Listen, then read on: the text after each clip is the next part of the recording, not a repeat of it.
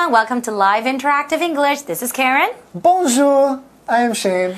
Today we're looking at day 1 of Summer in Provence. And the vocabulary words are overlook. Overlook.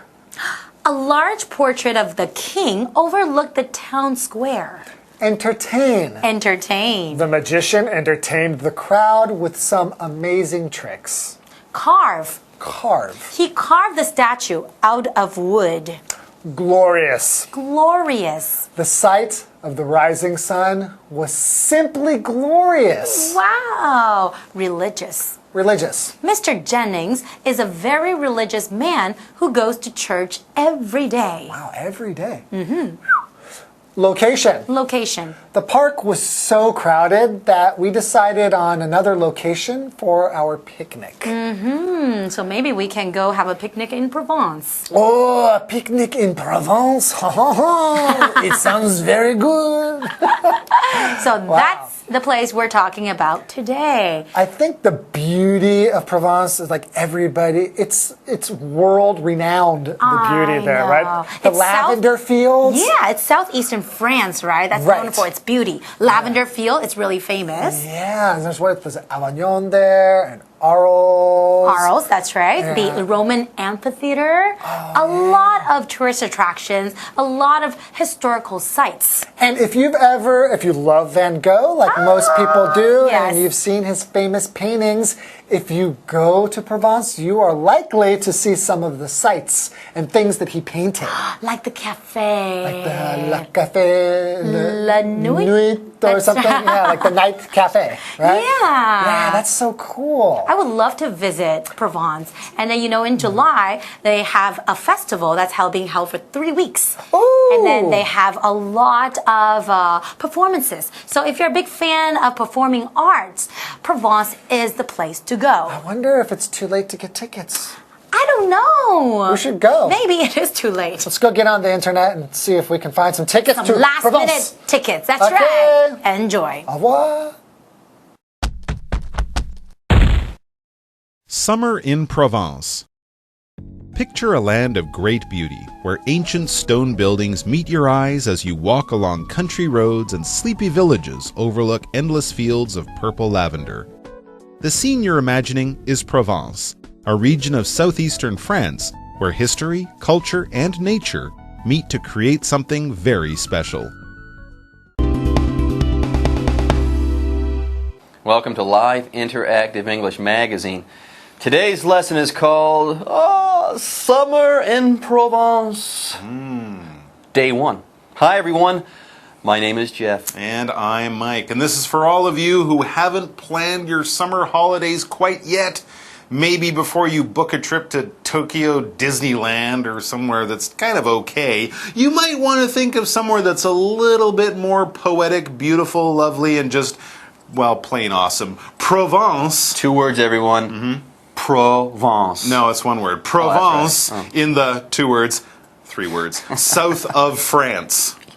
Provence is 1 word. It's one word. All jokes aside, But though, it is in southern France. It is in southern Yes. France. All jokes aside, though, Provence is amazing. It is. Okay, if you want to consider a great vacation locale, put Provence on your list and then buy a ticket. What are you waiting for? Anyways, folks, let's go ahead and get started here. Picture this, Mike. Picture a land of great beauty. Okay. Where ancient stone buildings meet your eyes as you walk along country roads and sleepy villages. These sleepy villages, they overlook endless fields of lavender. Wow. Purple lavender. Purple lavender. It can only be Provence. You just described it perfectly. And I'm actually picturing a painting by Van Gogh right now, which is pretty much what Provence is famous for, and he definitely painted there, so that's giving you an idea how beautiful it is. Yes, you'll see these old buildings, these old churches and castles, these sleepy villages, and they're all overlooking the beautiful flowery fields because they grow flowers there, field after field of colorful, beautiful flowers. It's absolutely amazing. When something overlooks something, it's kind of looking down on it. It's probably in a higher position, and from that position, you can see things below you. So a tower would overlook the land, a hill would overlook a city, something like that, all right? So when you're overlooking something, you're in a higher raised position looking down on something below you. For example, a large portrait of the king overlooked the town square. So there's a big picture of the king maybe on the side of the city hall or some important building, and it's up above the people looking down on the square. So there we are in Provence. Sounds good. Now the scene you're imagining is Provence, a region of southeastern France, where history, culture, and nature meet to create something very special. And it is very special. You go to Provence, it'll teach you how to dream, folks. Seriously, you think that you know how to dream? Wait until you go to Provence. All right, folks, with that, it's time for us to take a break, but don't go away. We'll be back right after this, and it will be dreamy, man. Hello， 大家好，我是 Hanny。这一次要介绍的旅游景点是 Provence 普罗旺斯，它位于法国东南部。那这个地区景色非常优美。刚刚两位老师用到 poetic 还有 dreamy 这两个形容词，一点都不为过。Poetic 是形容充满诗意的、富有诗意的。那么 dreamy 可以用来形容宜人的或是迷人的。好，那 Jeff 老师有提到这个 locale 这个字。Locale locale 只是指地方场所，它也可以用来指像是电影书籍的故事发生地啊、发生场景。好，普罗旺斯有多美呢？同学们，你可以试着想象一片很美的大地，当你漫步在乡间小路的时候，会看见古老的石头建筑，还有宁静的村庄，然后你可以从那里眺望着一望无际的紫色薰衣草，景色非常非常梦幻，就像明信片上面的风景一样。好，那文中的 lavender 就是薰衣草，而单字 overlook 它表示眺望、俯瞰。那这个动词它还有忽视的意思。接着回到课文中。Summer in Provence. Provence consists of several small towns, many of which date back to Roman times. In Arles, visit the 1st century Roman amphitheater, where staged races and battles once entertained audiences. Discover the church of Saint-Trophime with its finely carved marble exterior. Le Café La Nuit is a good place to stop for an afternoon coffee. Its exterior remains basically unchanged from when Vincent Van Gogh painted it over a century ago. Okay, folks, the name of the game today is Provence. Dreamy, dreamy Provence. More on Provence. Provence consists of several small towns, many of which date back to Roman times. So some of these towns are thousands of years old. That's right. It was part of the early Roman Empire. And if you want to see some of the evidence of the Roman history there, it says in Arles, first visit the 1st century Roman amphitheater, where staged races and battles once entertained audiences. Yes, you'll find an amphitheater there, like the famous Colosseum in Rome, that big round building that looks kind of like a stadium or an arena that we would use for sports today. It was used back then for gladiator fights and chariot races and things like that. And there's a smaller amphitheater, or a smaller version of the Colosseum there in Arles. And of course, yes, these battles, these races, famously we know from history, were put on to entertain people, entertain the Roman masses with bread and circuses. There you go. To entertain someone, by the way, is to do something to amuse that person. If you entertain someone, you kind of make that person feel good and happy. So if you entertain audiences, you do crazy stuff or silly stuff or fun stuff, or you play the music or something like that to make that audience feel good. For example, the magician entertained the crowd with some amazing tricks. Now let's move to another place that we could find in Provence. It says, discover the church of Saint-Trophime with its finely carved marble exterior. Yes, if you're traveling around Europe and you have any interest in architecture or art or history, you'll want to check out some of the churches. Here, Saint Trophime is a local Catholic saint. The church is dedicated to this saint, and it has beautiful decorations, finely carved marble exterior. So the exterior is the outside of the church. You don't even have to go inside. And they've taken the stone, the marble, and they've carved it in an artistic, beautiful way, probably with some religious stories and, saints and things like that. To carve, this verb is to cut artistically into a sort of solid surface or a solid material. People will carve using knives and chisels and hammers and things like that into wood, into stone, into all sorts of things. When Michelangelo was making his statues out of marble, like the famous statue of David, that was carved from a giant piece of rock. It was cut to, create a picture, an image, a figure, something like that. So if you're cutting into things artistically, you are carving. For example, he carved the statue out of wood, not marble in that case, wood, which of course is perfectly good for carving. A lot of beautiful furniture is carved from wood, too. There you go. You can use a chisel or a pick or a knife, and you can cut something hard and shape it into something beautiful. Anyways, more. Let's get back to Provence. Le Café La Nuit is a good place to stop for an afternoon coffee as well. So after you've left this church, have yourself a cup of coffee. Now get this, its exterior remains basically unchanged from when Vincent Van Gogh painted it over a century ago. So, wow. And by the way, a note on pronunciation. People say Vincent Van Gogh. His name wasn't pronounced Van Gogh. Van Gogh. Van Gogh. But it was so difficult to say, they said, all right, just call me Vincent, or you can say Van Gogh. Okay. Anyways, folks, with that, it's time for us to take a break. But don't go away. We'll be right back soon. 普罗旺斯是由好几个小镇组成的，那其中有许多小城镇可以追溯到罗马时代，像 Arles 雅尔这个城镇，它具有罗马露天竞技场，那它是建于西元1世纪，在这里上演的竞赛和战斗表演曾经为观众们提供娱乐。好，文中的 Amphitheater 它是指圆形露天剧场或者是竞技场。那刚刚 Mike 老师提到 Colosseum 就是罗马竞技场。至于 gladiator 是指古罗马时期的斗士，还有 chariot 是指古代的双轮战车。好，接着我们来到圣托菲姆教堂，它有着精雕细琢的大理石外观，带有罗马式建筑的风格。参观完教堂，我们再来到夜晚露天咖啡座来享用下午茶。在100多年前，梵谷曾经画过这个地方，那它的外观基本上到现在都还没有改变。好，那这边有2个单字 entertain， 它是动词，表示提供什么什么娱乐或者是招待。那它的意思跟 amuse 很相近。amuse 是指使什么发笑，觉得有趣，它也可以表达给什么什么提供娱乐消遣。好，下一个单字 carve 是动词，表示雕刻刻凿。那老师们提到 chisel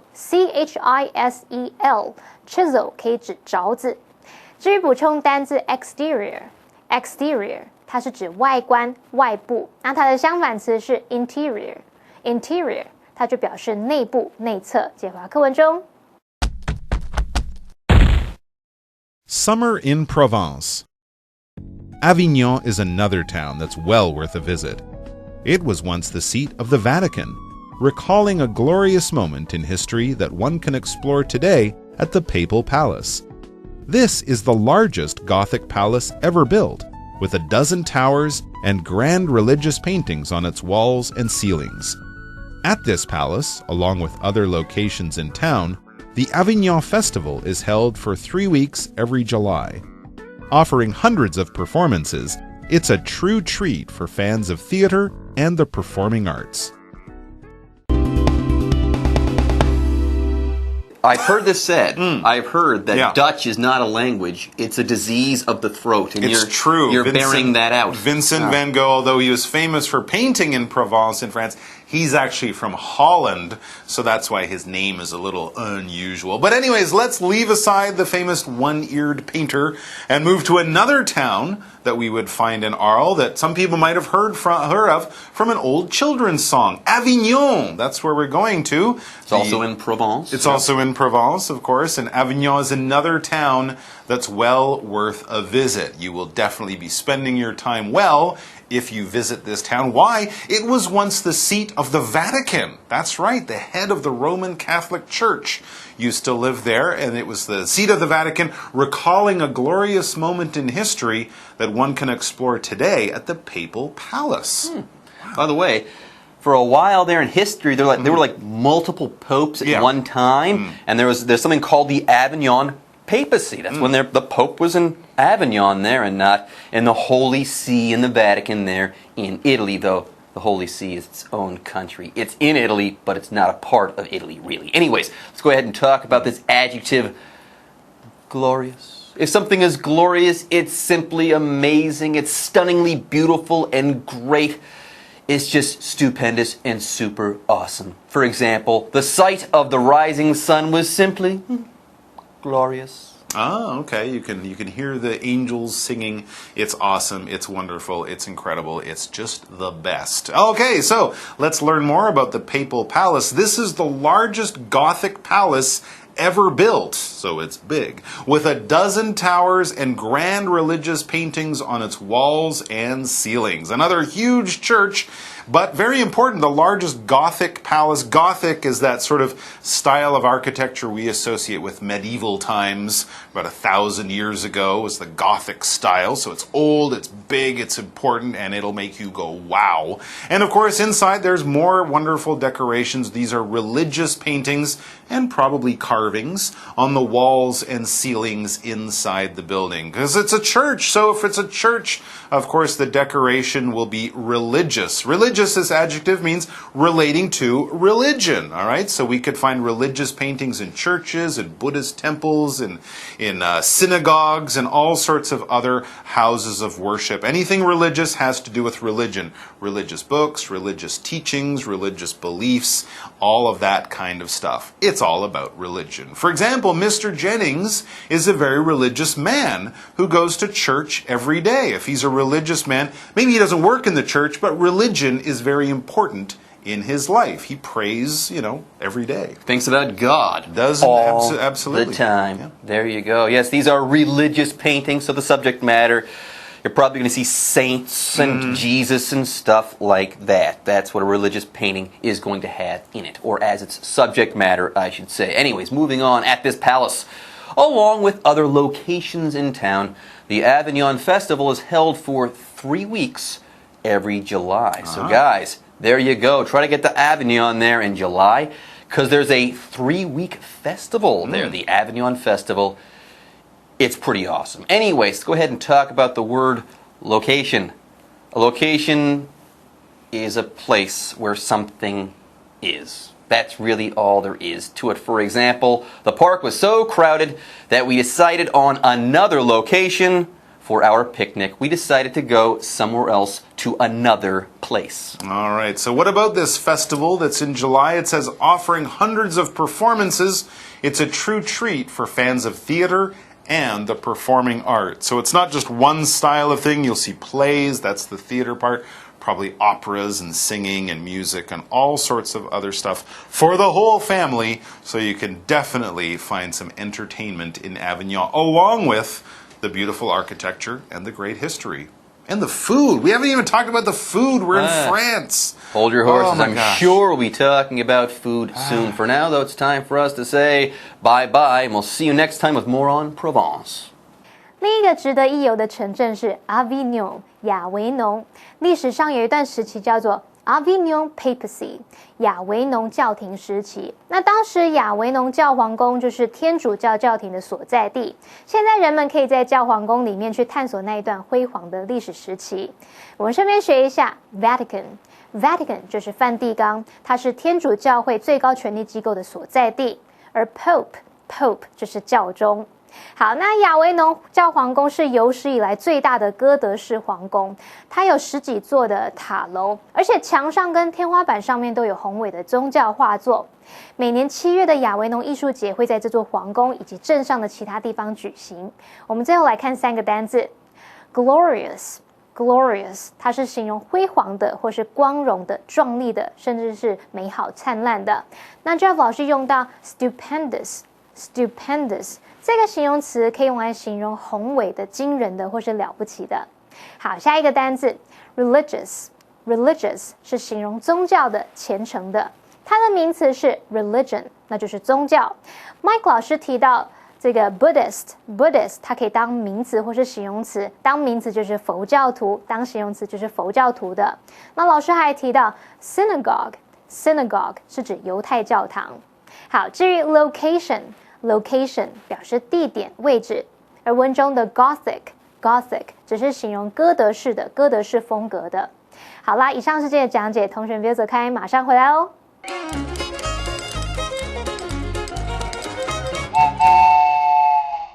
大家好，我是 Hanny。在今天的课程中，我们要介绍3个文法重点。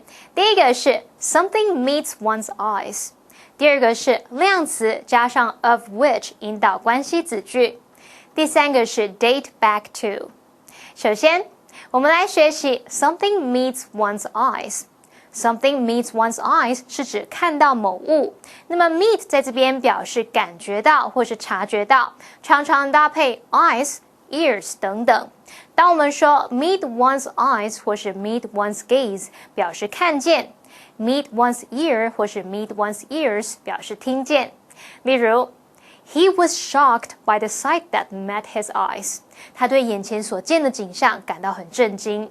再看个例句As soon as we entered the temple, a soothing chant met our ears. 当我们一踏进寺庙，就听见安抚人心的诵经声音。接下来，我们来学习量词加上 of which 引导关系子句。which 当关系代名词，可以引导关系子句来补述说明是事物的先行词。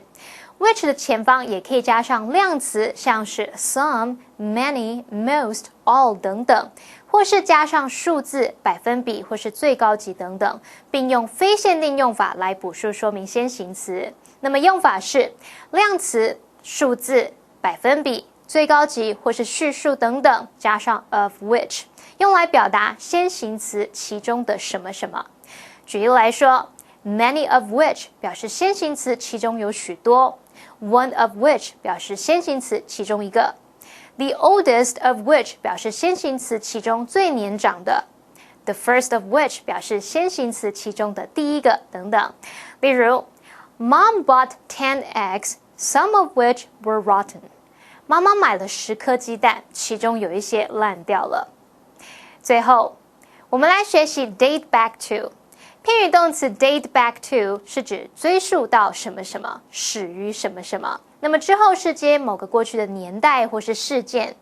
例如 This tradition dates back to medieval times。 这项传统可以追溯至中世纪时期。以上是今天的重点整理，我们下次见喽 See you next time, bye。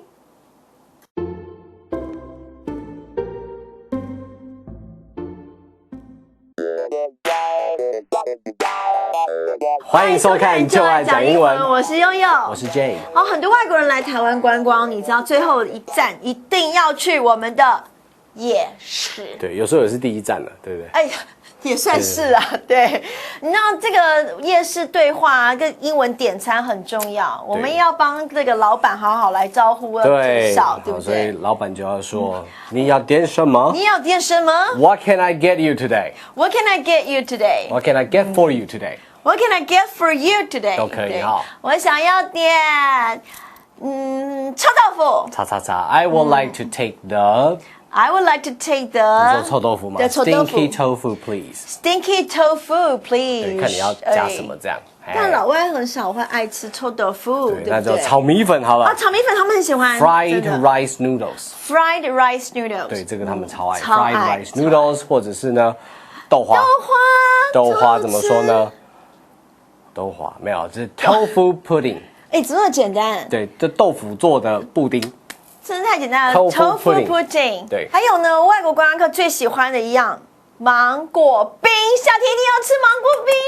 剉冰。对，而且台湾的芒果超有名。对，台湾的剉冰也是超有名的，叫 shaved ice。 Shaved ice。shave 呢就是去刮的意思啊，比如说那刮胡刀啊，就 shaver， 就是 shave，OK， 所以 shaved ice 刮下来的。而且呢，我们可以选不同的这个配料。配料就是放在上面的东西，叫 topping。topping。对，这个 topping 呢，也可以放在比如说你要披萨上面要加什么香菇啊什么，那个也都算是 topping。对对对。对，那就是我们可以说啊，那个雪花冰，然后那是很绵密，然后雪花冰很细的看起来就像真的雪，有没有？对，所以你可以说 shaved snow。shaved snow。对，就看起来白白这样，对。好，所以你准备好点餐，你可以说 I will take the mango shaved ice。哇，芒果雪花冰哎。对对对，mango shaved snow。然后 mango shaved snow。这样就好了吗？哦，不行，我要加珍珠。珍珠超好吃的。珍珠你可以说 boba。哦，就直接波霸哦。对，就是波霸过去这样哦 ，boba。哦 ，boba。或者是呢，他不知道啊 ，what boba？What is boba？什么是 boba？ 他不知道，那你就跟他说，那个就是淀粉做的球，对不对？tapioca balls。哦 ，tapioca balls。对，一颗一颗 tapioca balls。OK， 那还有就是什么？可以加绿豆。哦，绿豆。mung beans。mung beans。mung beans。对，不是 green beans，我们一般说就是 mung beans。真的哦。对，或者是什么 lotus seeds。那什么东西啊？个人最爱 lotus seed，lotus 就是莲花。哦，我猜。出淤泥而不染那个莲子。